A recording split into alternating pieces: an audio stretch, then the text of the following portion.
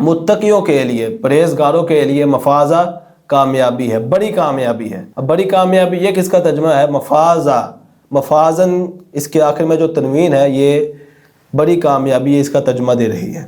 پرہیزگار کسے کہتے ہیں، متقی کسے کہتے ہیں؟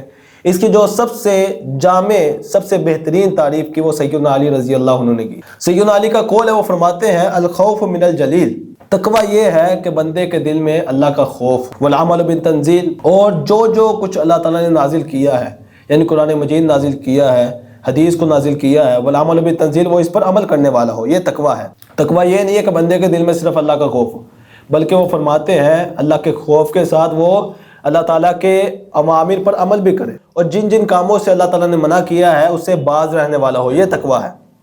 اور آگے فرماتے ہیں والقناعۃ بالقلیل، تقوی یہ ہے کہ بندہ تھوڑے پر گزارا کرے، اس کے پاس تھوڑی مال و دولت ہے، وہ اللہ تعالیٰ سے شکوے شروع کر دے، یہ تقوی نہیں ہے۔ فرماتے ہیں کہ تھوڑے پر گزارا کرنا یہ تقوی ہے۔ اور آگے سیدنا علی فرماتے ہیں تقوی کی تعریف یہ ہے والاستعداد لیوم الرحیل، تقوی یہ ہے کہ بندہ آخرت کی تیاری میں لگا رہے، آخرت کی تیاری کرتا رہے، دنیا میں جو سامان اکٹھا کرے وہ آخرت کے لیے اکٹھا کرے، یعنی دنیا میں وہ کیسا سامان اکٹھا کرے گا، یعنی نیکیاں کرے، یہ آخرت کا سامان ہے کہ کثرت کے ساتھ نیکیاں کرے، اعمال صالحہ سر انجام دے۔